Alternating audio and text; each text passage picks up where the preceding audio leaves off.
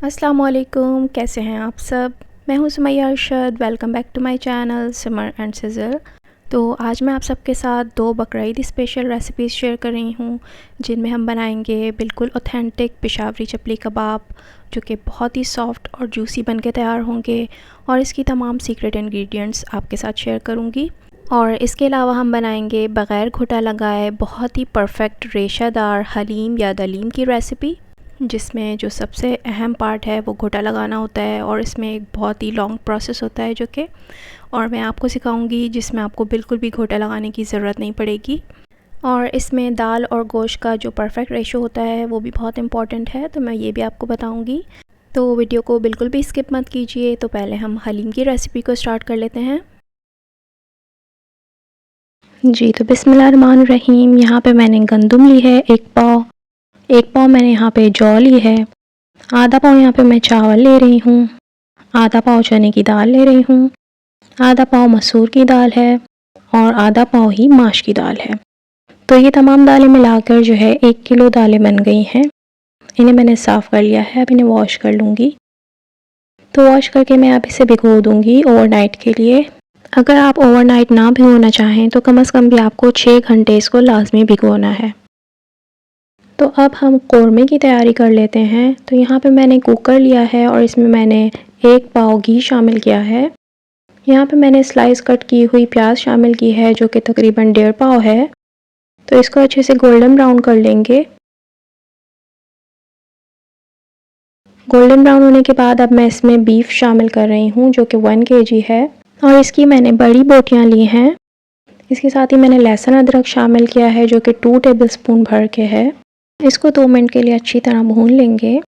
तो यहाँ पे अब मैं कुछ खड़े गरम मसाले शामिल कर रही हूँ, जिसमें 3 बड़ी इलायची है और 2 तेज़पत्ता शामिल किया है। यहाँ पे काली मिर्च है, दालचीनी है, छोटी इलायची है और लौंग है। ये सब हाफ़ टी स्पून है। इसके अलावा इसमें मैंने बादियन के फूल शामिल किए हैं, जो कि 3 से 4 अदद हैं। तो इसको हम 1 मिनट के लिए अच्छे से फ्राई कर लेंगे। उसके बाद अब मैं यहाँ पे 1.5 पाव दही शामिल कर रही हूँ, जिसे मैंने अच्छी तरह फेंट लिया है। अब यहाँ पे मैं नमक शामिल कर रही हूँ, जो कि 1.5 टेबलस्पून है। इसके साथ ही 2 टेबलस्पून भर के मैंने यहाँ पे पिसी लाल मिर्च शामिल की है और 1 टेबलस्पून मैंने भर के हल्दी शामिल की है। तो इसको अच्छी तरह भून लेंगे ताकि ऑयल अच्छे से सेपरेट हो जाए। ऑयल सेपरेट हो जाने के बाद इसमें मैं 1 लीटर पानी शामिल कर रही हूँ और अब इसको मैं कवर करके 40 मिनट्स के लिए प्रेशर दूंगी, जब तक कि गोश्त अच्छी तरह गल जाए। 40 मिनट बाद हम चूल्हा बंद कर देंगे और कौरमा को बिल्कुल अच्छी तरह से ठंडा हो जाने देंगे। तो अब जो दालें भिगो के रखी थी उसको एक दफ़ा वॉश कर लेंगे और उसके बाद हम इसको पतीले में शामिल करेंगे बॉईल करने के लिए। तो यहाँ पे मैं 3 लीटर पानी शामिल करूँगी इसमें। इसको अच्छा सा बॉयल आ जाने देंगे। बॉयल आने के बाद जो झाग आएगा उसे ज़रूर रिमूव कर लें। तो 1 किलो दालों के साथ 1 किलो गोश्त का रेशो बिल्कुल परफेक्ट होता है हलीम के लिए। तो यहाँ पे मैं 2 टेबलस्पून नमक शामिल कर रही हूँ और साथ ही 2 टेबलस्पून भर के मैं हल्दी शामिल कर रही हूँ। तो इसको आप सिर्फ ऊपर से हल्का सा मिक्स कर लें, नीचे चम्मच नहीं चलाना वरना दालें नीचे से लगना शुरू हो जाएंगी। तो यहाँ पे मैं इसको कवर करके 40 मिनट्स तक के लिए गल जाने तक पका लूँगी। तो यहाँ पे कौरमा बिल्कुल ठंडा हो चुका था और इसकी आधी यखनी मैंने अलग सेपरेट कर ली है और बाकी थोड़ी यखनी मैंने यहाँ पे ली है। तो इसमें जो मैंने साबुत गरम मसाले शामिल किए थे उन्हें मैं अलग एक साइड कर लूँगी और उन्हें हम बाद में ग्राइंड करके यूज़ करेंगे। और अब एक दल घुटनी की मदद से मैं इसे अच्छी तरह से मैश कर लूँगी। तो मैश हो जाने के बाद अब हमने इसे कूटना है, बहुत अच्छी तरह से कूटना है। मैंने यहाँ पे आधा डन कर लिया था और आधा आपको दिखाने के लिए कर रही हूँ। तो इसको हमें इतना कूटना है कि इसका जो रेशा है वो बिल्कुल बारीक हो जाए। तो ये काम अगर हम कर लेंगे तो हमें आगे घोटा लगाने की बिल्कुल भी ज़रूरत नहीं रहेगी। इस काम को करने में मुझे मुश्किल से 15 मिनट लगे थे और जो घोटा लगाने वाला प्रोसेस होता है वो तो काफ़ी लॉन्ग होता है और उसमें बहुत मेहनत भी लगती है। तो इस तरह करने में आपको बहुत ही कम मेहनत लगेगी और आपकी एक परफेक्ट रेशादार हलीम आसानी से तैयार हो जाएगी। तो यहाँ पे ये बिल्कुल डन हो चुका है, इसे एक साइड कर लेंगे। तो अब जो मैंने गरम मसाले निकाल के रख लिए थे उसे हम एक मिक्सर जार में डाल लेंगे। साथ ही यहाँ पे 1 टीस्पून जावित्री शामिल करूँगी और इसके अलावा हाफ़ टुकड़ा जो है मैं यहाँ पे जायफल शामिल करूँगी। इसके साथ मैं यहाँ पे थोड़ा सा पानी शामिल करूँगी और इसे अच्छे से ग्राइंड कर लेंगे। तो यहाँ पे दालें बिल्कुल अच्छी तरह से गल चुकी थी और कौरमे में से जो यखनी मेरे पास बच गई थी उसे मैं यहाँ पे शामिल कर लूँगी। साथ ही जो मैंने ये गरम मसाले ग्राइंड किए थे इन्हें भी शामिल कर दूँगी। यहाँ पे मैं 1 लीटर पानी शामिल करूँगी। इसके बाद मैं एक हैंड ब्लेंडर की मदद से इसको अच्छे से ब्लेंड करूँगी। अगर आपके पास हैंड ब्लेंडर नहीं है तो आप ये काम जग ब्लेंडर में भी कर सकते हैं। तो यहाँ पे अच्छे से दालें ब्लेंड हो गई थी और अब जो गोश्त मैंने कूट के रखा था उसको हम यहाँ पे शामिल करेंगे। तो यहाँ पे अब मैं 1 लीटर पानी शामिल करूँगी। अब हमें इसको अच्छी तरह से मिक्स कर लेना है कि जो गोश्त वाला मिक्सचर है और दालों का जो मिक्सचर है वो बिल्कुल यकजान हो जाए। तो इसको मिक्स करने में मुश्किल से 5 से 8 मिनट लगेंगे और ये अच्छे से मिक्स हो जाएगा। तो अब हम बघार तैयार कर लेते हैं। यहाँ पे मैंने 1 कप घी शामिल किया है और मैंने यहाँ पे आधा किलो प्याज ली है स्लाइस कट करके। आपको जितनी प्याज गार्निश के लिए चाहिए हो आप उतनी प्याज यूज़ कर लीजिए। प्याज को गोल्डन ब्राउन कर लेंगे। उसके बाद मैं इसे छान लूँगी। तो जो सारा घी है वो हम हलीम में शामिल कर देंगे और प्याज को हम एक साइड पे सेपरेट कर लेंगे। तो अब इस घी को हम अच्छी तरह से हलीम में मिक्स कर लेंगे।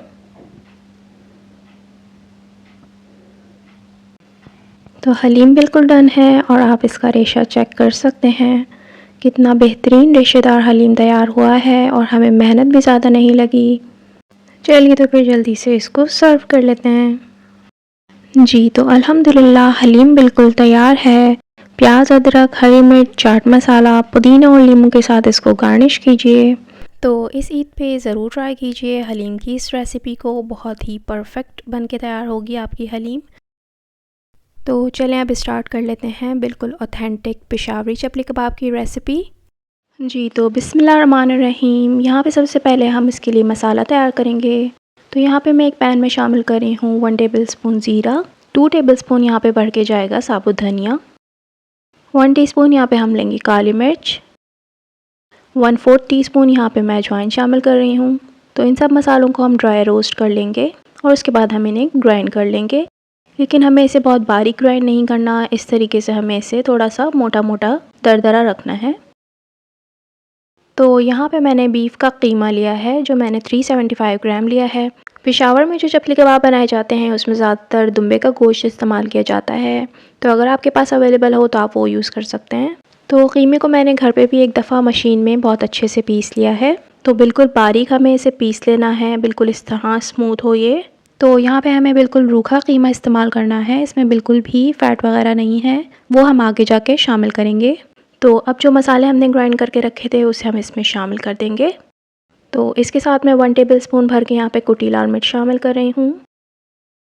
तो इसके साथ यहाँ पे मैं 1 टेबलस्पून भर के अनारदाना शामिल कर रही हूँ। इसे भी मैंने ग्राइंड कर लिया है और थोड़ा मोटा मोटा पीस लिया है। तो यहाँ पे मैं 1 टेबलस्पून सॉल्ट शामिल कर रही हूँ। सॉल्ट आप अपने टेस्ट के अकॉर्डिंग शामिल कीजिएगा। तो अब हम इसमें प्याज शामिल करेंगे जो कि मैंने 200 ग्राम ली है। तो यहाँ पे मैंने प्याज को बारीक चॉप कर लिया है चॉपर में डाल के, और इसके बाद इसमें से सारा पानी दबा दबा के रिमूव कर लेंगे। फिर हम प्याज को शामिल करेंगे। पेशावरी चपली कबाब में प्याज जो है वो थोड़ी ज़्यादा क्वांटिटी में शामिल की जाती है जिसकी वजह से ये बहुत ही सॉफ्ट एंड जूसी बनते हैं। तो अब यहाँ पे मैं टमाटर शामिल कर रही हूँ। टमाटर मैंने यहाँ पे 100 ग्राम लिए हैं और इसे मैंने बारीक चॉप कर लिया है। तो अब यहाँ पे हरा धनिया की आधी गड्डी मैंने ली है और इसे बारीक काट लिया है, इसको भी यहाँ पे शामिल करेंगे। तो इसके अलावा यहाँ पे मैंने 6 से 7 हरी मिर्चें ली हैं, उसे मैंने बारीक चॉप कर लिया है, उसे भी इसमें शामिल कर देंगे। तो अब यहाँ पे 2 टेबलस्पून हम मकई का आटा शामिल करेंगे। इसके अलावा हम इसमें 4 टेबलस्पून गंदम का आटा शामिल करेंगे। तो गंदम का ये आटा चपली कबाब का एक सीक्रेट है और ये आप ज़रूर शामिल कीजिएगा। जब आप शामिल करेंगे तो आपको पता लगेगा कि ये कितना इसमें फ़्लेवर इसका आता है, बहुत ही अच्छे बनते हैं। और पेशावर में जो चपली कबाब बनते हैं उसमें गंदम का आटा भी लाजमी शामिल किया जाता है, तो इसे बिल्कुल भी स्किप मत कीजिएगा। तो इसके साथ यहाँ पे 1 टेबलस्पून भर के जो है लहसुन अदरक का पेस्ट शामिल करेंगे। तो अब इन तमाम मसालों को हमें बहुत ही अच्छी तरह से मिक्स करना है, बहुत ही दबा दबा के और मल मल के। जिस तरह हम घर में आटा गूंथते हैं ना, उसी तरह हमें इसे बहुत ही दबा दबा के और अच्छी तरह से मिक्स करना है। 5 से 7 मिनट आप इसको बहुत ही अच्छी तरीके से मसल के अच्छी तरह कंबाइन करेंगे। तो ये देखें, ये कुछ इस शेप में आ जाएगा कि जब आप इसको इस तरह से हाथ में लेंगे तो ये नीचे नहीं गिर रहा और ये बहुत ही अच्छे से बाइंड हो चुका है। तो बिल्कुल ऐसे ही हमें रेडी करना है। तो अब यहाँ पे मैंने चर्बी ली है, 150 ग्राम है ये, और इस तरीके से इसको क्यूब्स में कट कर लिया है छोटे। तो हमें इसे इस तरह ही शामिल करना है, इसे हमें बहुत पीस के या बारीक नहीं शामिल करना। तो इस तरह से जब आप इसमें ये चर्बी शामिल करेंगे ना और फिर जब आप इसके कबाब फ्राई करेंगे तो आपके मुंह में जब ये चर्बी के चंक्स आएंगे तो ये बहुत ही मज़े के लगते हैं। और पेशावर में जो चपली कबाब बनते हैं ना उसमें इसी तरह से चर्बी को शामिल किया जाता है। तो अब इसके साथ यहाँ पे हम शामिल करेंगे एक अंडा। तो इस अंडे को भी इसमें अच्छी तरीके से मिक्स कर लेंगे। तो यहाँ पे चपली कबाब का मिक्सचर बिल्कुल रेडी है। तो अब हम इसके कबाब रेडी कर लेंगे। तो इस तरीके से हमें एक बड़ी साइज़ की बॉल उठा लेनी है। ये थोड़े बड़े साइज़ के बनते हैं तो इसलिए हमें थोड़ी ज़्यादा क्वांटिटी में इसे लेना है। और इस तरीके से अब हम इसको कबाब की शेप दे लेंगे। इसकी थिकनेस देखें, बहुत ज़्यादा मोटे नहीं होते, ये 1/2 इंच इसकी थिकनेस होनी चाहिए इस तरह। तो इसी तरह से मैंने यहाँ पे सारे कबाब रेडी कर लिए हैं। तो इनमें से मैं कुछ फ्राई कर लूँगी और बाकी को मैं फ्रीज़ करके रख दूँगी। तो यहाँ पे ऑयल गरम कर लिया है मैंने। ऑयल अच्छे से जब गरम हो जाए तो इसमें अब हम कबाब शामिल करेंगे। फ्लेम को हमने यहाँ पे मीडियम लो रखना है और ये बहुत ज़्यादा टाइम नहीं लेते फ्राई होने में, ये बहुत जल्दी से फ्राई हो जाते हैं। 3 से 4 मिनट आप इसको एक साइड से फ्राई कीजिए और फिर टर्न करके आप इसको दोबारा से 3 से 4 मिनट फ्राई करेंगे।